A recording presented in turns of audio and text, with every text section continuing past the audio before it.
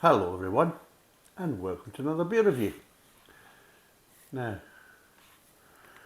this is a take two because I really don't know whether the first take actually worked out very well because it looked kind of slightly hazy, to coin a modern beer terminology. And then I kind of cleaned everything, all the lenses and that, from my second review that I did straight after it, and everything was all beautifully clear. And this I actually thought it was my glasses.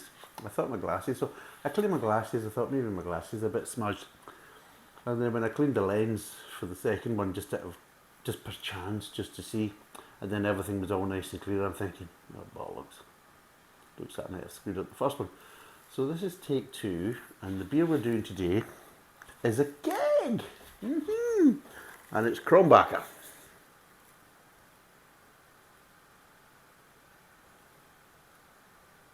There you go.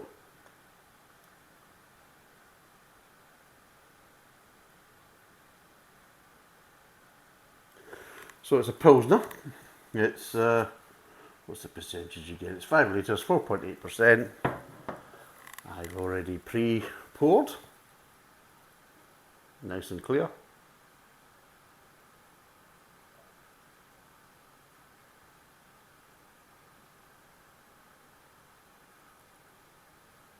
There you go, all these wonderful facial expressions that I use for my Instagram posts. So yes, so I decided to go for a keg because they're on sale basically. That's what it really was down to. But it also kind of, funnily enough, tied into a bit of news that's been going on in the beer kind of world, which is a bit unusual, and it made a bit of headlines.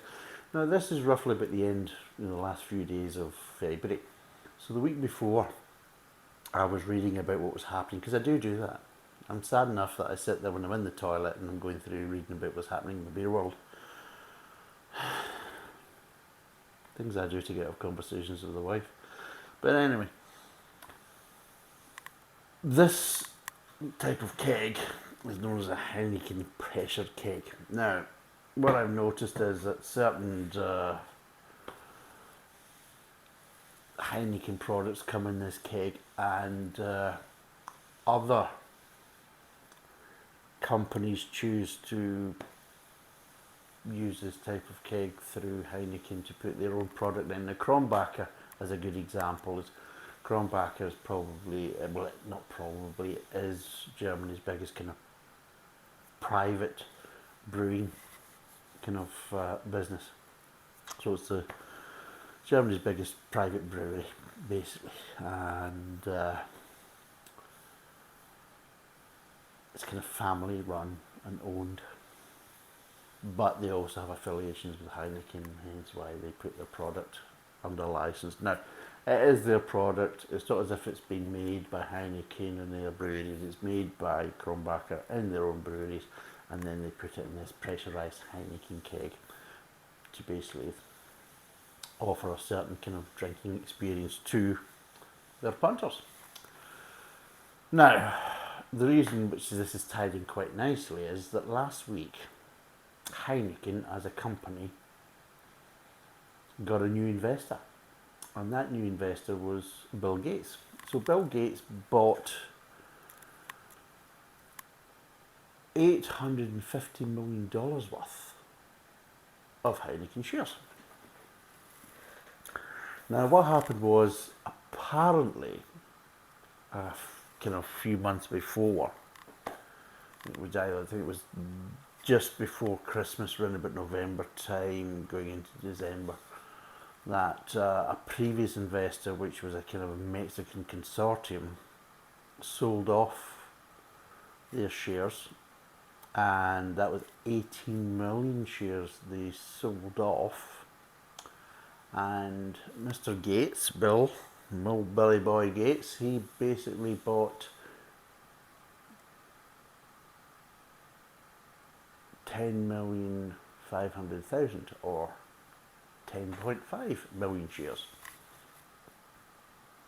So he did, at the cost of $850 million. Now, the bit of a strange thing is, I know he's a bit of a kind of entrepreneur now and a philanthropist and everything else and all that type of stuff, and he could be something else if you believe the rumours about him and a certain Mr. Jeffrey Epstein. But avoiding that kind of scenario, and obviously the rumour spread by his ex-wife, he admits himself he's not really a big beer drinker and he's not a big lover of beer. In fact, he really only kind of drinks beer when he's invited to certain kind of sporting events where everybody else is kind of drinking beer, and he just drinks Bud Light just so he can kind of fit in with the kind of surroundings. So he doesn't really drink beer, and when he does drink beer, it's usually kind of for, how would you say, visual purposes, and he drinks Bud Light. So he's going to love Heineken. Although Heineken and their products, I'll be totally honest, are not like Bud Light, but they do sound very similar to Bud Light. If I were describing Heineken products, especially Heineken beer in itself, the word I would use does basically rhyme with the word light. So yes, so I don't know what that actually means for the future. I honestly really don't know. But at the end of the day, I think that type of investor isn't going to make Heineken any better with their products and improve their products and their kind of attitude towards the kind of beer world and the customers. But is that a precursor for maybe something bigger coming in from Bill Gates? Maybe he's bought this and then he maybe might take more. I know he's been buying up a lot of farmland in America, huge amounts of farmland in America, and I don't know whether this is kind of more kind of livestock land, or is it more kind of crop-based agricultural land. I honestly really don't know, but maybe he's looking to kind of bring the two together and kind of go after some of the other bigger kind of conglomerates on the kind of the American side of the market. I honestly really don't know. There could be something brewing, pardon the pun, there could be something brewing in there, or it could just be just an isolated, he's just a philanthropist and an investor, and it's just because certain breweries, their beer sales have actually increased. So maybe it's on the basis of that they're actually, he's investing on it because there's a possible return on his investment. So it may be just as simple as that. I honestly don't know. But at the end of the day, 850 million, basically almost $1 billion, is a bit of a speculation in anybody's book. I mean, at the end of the day, if you've never basically invested in the kind of brewing industry, you'd maybe kind of, dip your toe in the water just to see what it's like, rather than thinking, well, bugger it, I'll just put almost $1 million in, let's see what happens. What's the worst that could happen? That type of thing. So that's what makes me think that potentially there could be something afoot that might be kind of materialise over the next kind of 12 months, 18 months, I don't know. We'll have to see. But at the end of the day, I just think it's quite dubious that somebody who doesn't really drink beer, that's never invested in kind of beers and breweries, suddenly invests all that amount of money. So I think watch this space. I might be completely wrong, but I could be hitting the nail right in the head. There you go, eh? And I don't sit in the fence. But anyway, let's get back to the old Krombacher. But I thought it was quite a nice kind of connection because of the use in the Heineken kegs and things like that. So, what does it smell of? Grain, light malt, slightly what we call, it's a bit of a strange, what I kind of call kind of like salsa, or the kind of tomato sauce that you get in baked beans, Heinz baked beans. So, slightly kind of acidic kind of sensation you're getting of kind of like tomatoes or tomato sauce type scenario, and it is that kind of slightly acidity that you get with that, which means there's going to be probably a little bit of dryness in the back end, as they say. So let's see what it tastes like.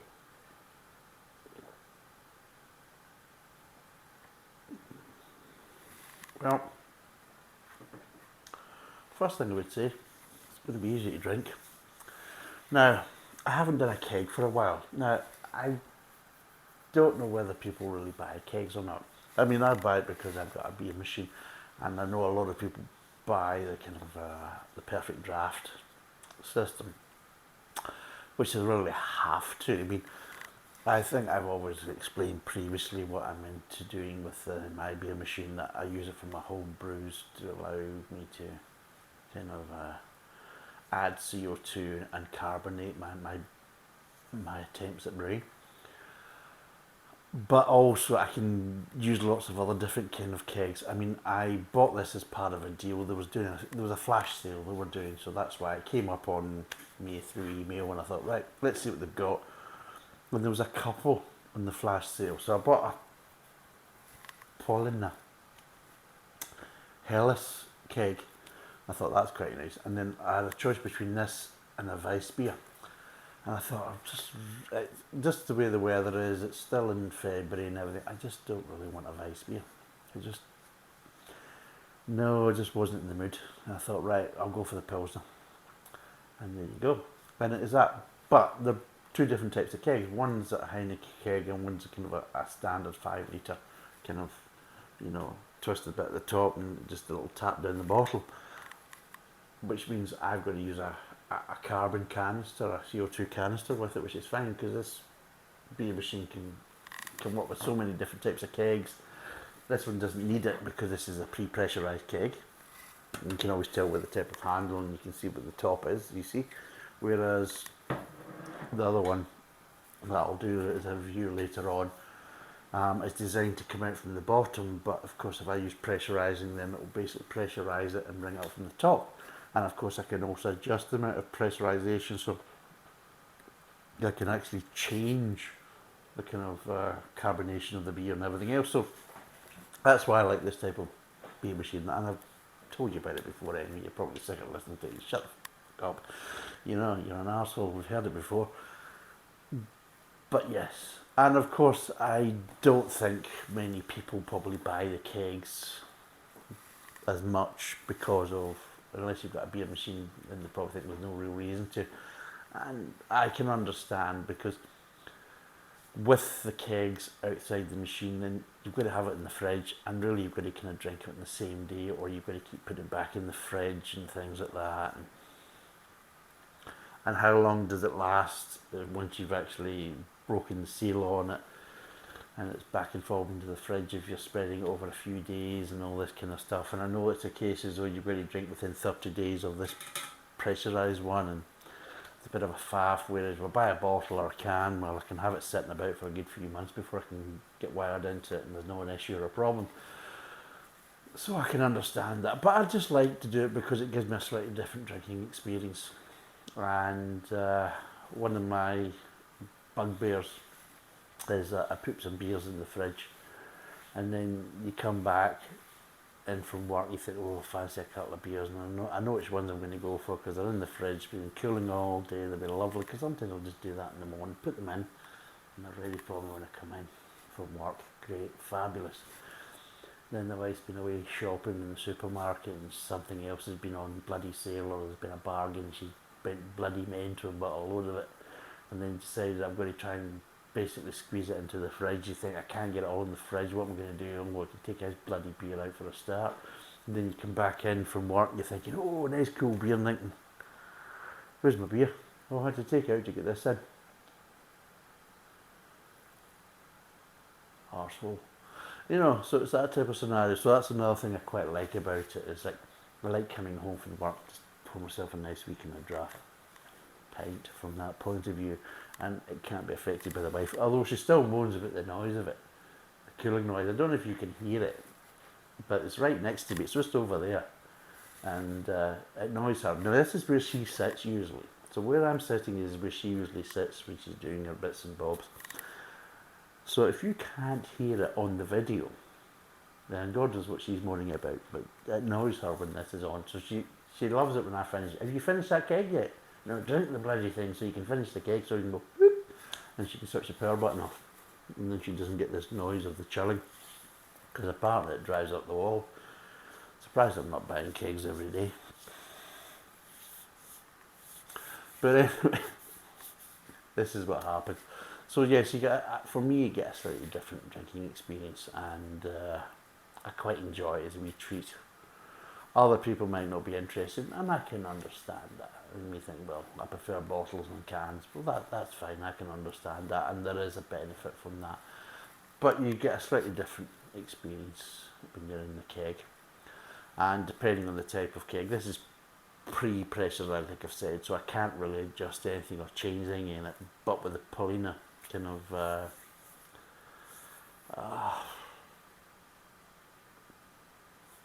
Hellas keg, I can chop and change. I have a bit more control over it, so I can do what I want with it from that point of view. So that makes it a bit more interesting. And it's just a nice thing that is good. And it's just that effect of just kind of the draft kind of pour type of thing. I know it's probably a bit of kidology to a certain degree, but it's just nice. There's something nice about it. There's nothing better than when you go into the pub and like just watching the barman pouring your first pint, you think, oh, I'm going to enjoy this. That type of scenario. And there is that bit of kind of theatre to it. And it's all part of it. And I'm never going to turn around and say that there isn't a slight kind of element of theatre to drinking beer. There has to be.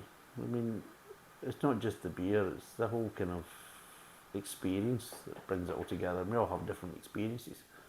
So yes, and you may have noticed the difference, because that's the chiller just gone off now, because it's now down at 5 degrees C.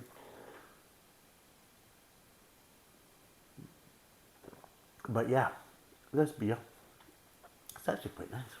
So let's break down the flavours of the Krombacher Pilsner. Now, before I break it down, I want it to be known, if it hasn't been already, that with the kind of lighter beer, especially kind of lagers and pilsners, they're not my usual favourite beer.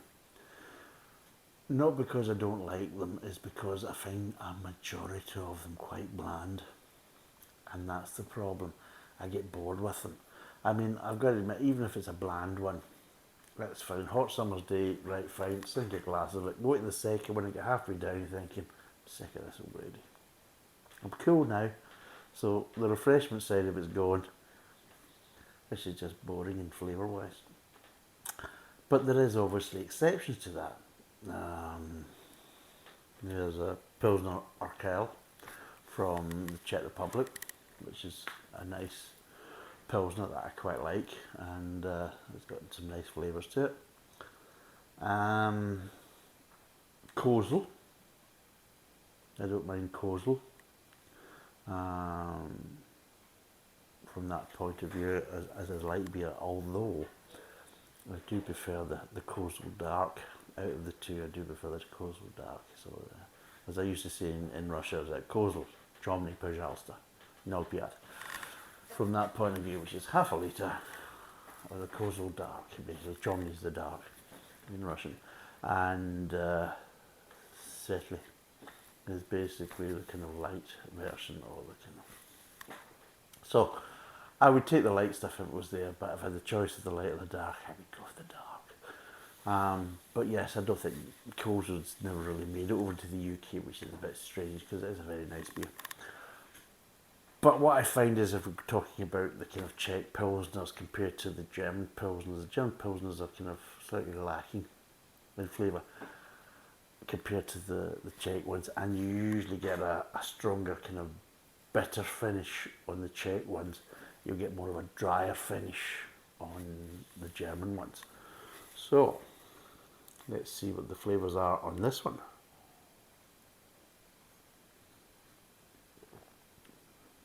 Right, we start off with a nice light pale sweetness in the front of the mouth with grain. So you've got the grain there, and there's a nice kind of pale malty sweetness there.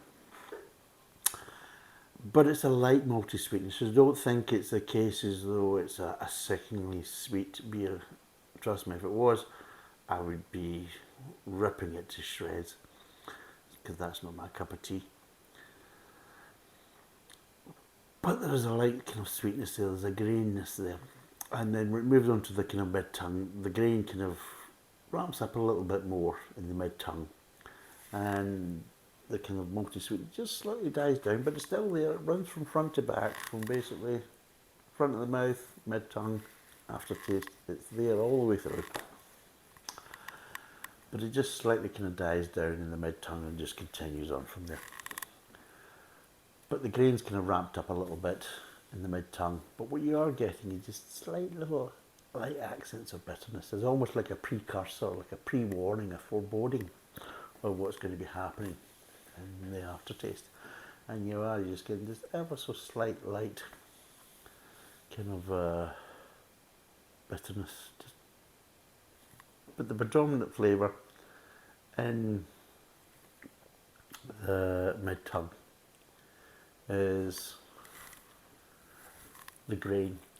But just near the end of the mid-tongue, just before it starts to go into the aftertaste, you just get an ever so slightly kind of what I've said before is the kind of slightly salsa flavours. So you just get that little touch of acidity, basically, just a little hint of it. And then it moves on to the aftertaste.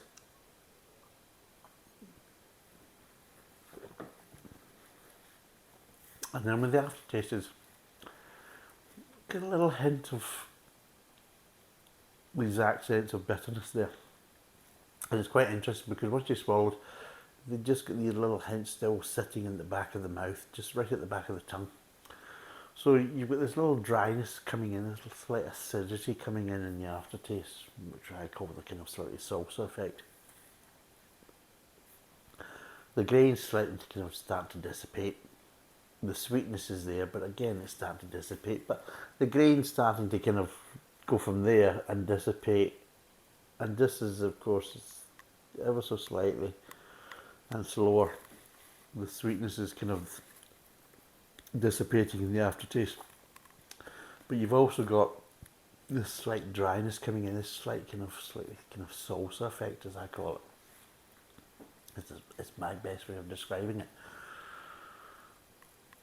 But while that's happening, you still have this little kind of accents of bitterness, and it just makes it a little bit more interesting and just a bit more of a nicer finish, to be totally honest. And it is a nice beer, to be totally honest. I know there's lots of probably people out there that aren't a big fan of German beers. I know there's a few viewers that aren't a big fan of German beers. But I'll be totally honest. If I was comparing the German Pilsners to the Czech Pilsners, I would choose Czech Pilsners almost every time, unless it was Budweiser Budvar, which is just, it used to be good, it's absolutely shit now, it really is. And when I'm saying good, it was a good average Czech beer. It wasn't a good Czech beer, it was a good average Czech beer, but it's absolute piss water right now. And I wouldn't even entertain it. I could have got this. I could have got Budweiser Budvar on this. And I'll be totally honest, not interested, because it's just money down the drain, because I know what it's going to be like. It's just going to be piss. Because it's dreadful now, absolutely dreadful. It was palatable, it was fine, it was okay, it was middle of the road previously, but it's just piss now. The problem is with some of the German Pilsners that I find is that they can be a bit too wheatish. So it's like, you know, the brewery does a good Weiss beer, and then they do a Pilsner, and it's almost like a bit of a crossover. You can taste the accents of the Weiss beer and the Pilsner, and you're thinking, what the hell is that going on about? And that sometimes puts me off some of the German Pilsners, is because that I'm getting accents of Weiss beer in the bloody thing. You're thinking, what, have you not been cleaning out your bloody tubes or whatever? You know what I mean? Is your pipes dirty? And it's not, I think it's a case as though they add a little bit into their recipes to obviously kind of increase production yield and everything else. So I mean, at the end of the day, it's a business. So if you can actually adjust your yields so you can get more product for what you're buying, then yeah, and maybe a bigger variety or more of a variety of beers, then why not? I can understand that, but from a drinking point of view, you're thinking, well, if I want a Weiss beer, I'll drink a Weiss beer. What I don't want is buy a Pilsner and get hints of bloody Weiss beer in it. Not my cup of tea. I don't get that with Czech Pilsners, but I've had that quite a few times with German Pilsners. But this one doesn't have it. It doesn't have that kind of Weiss beer kind of accent, which is quite nice. And overall, it's actually quite a nice beer. I would recommend it. I don't know what it's like in the glass and can compared to the keg. I know that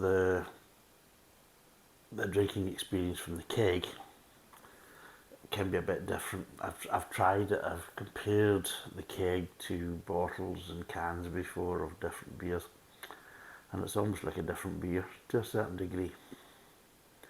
So it is.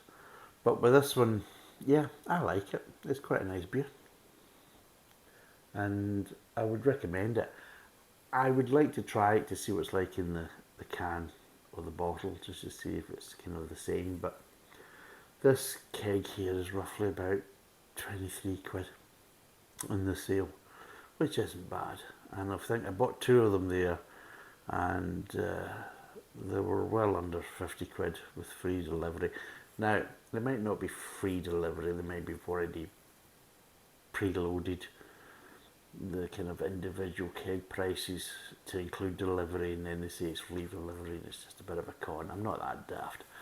Potentially, yes, I can believe that happening. But at the end of the day, if you're looking at the types of kegs that people are buying, a 6 litre keg for 35 quid on average for the kind of Phillips Perfect Draft, and I'm paying 23 quid free delivery for a 5 litre keg.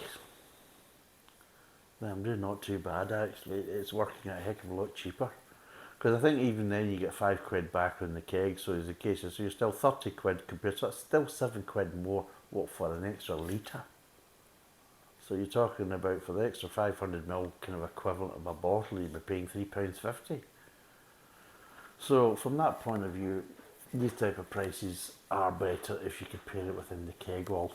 Might not be so great if you compare it to bottles and cans, but I do have a caveat in that, because I will explain this more when I'm actually doing the beer review. But I was trying to get hold of a certain beer, and I eventually had to buy it from the brewery because I couldn't get it down here, so I bought it from the brewery online, and they were charging almost £9 for the delivery. I bought 8 bottles. I had to buy 8 bottles, but it was £10 for the 8 bottles, and this is a low alcohol beer, but they charged me almost £9 delivery. So they charged me more than £1 a bottle to deliver the bloody stuff. So, and it's amazing how all these online beer suppliers can provide free delivery and the prices are normal, whereas the breweries sell their beers at a kind of normal average price, but then add a ridiculous price for delivery. It's almost as if they're profiteering.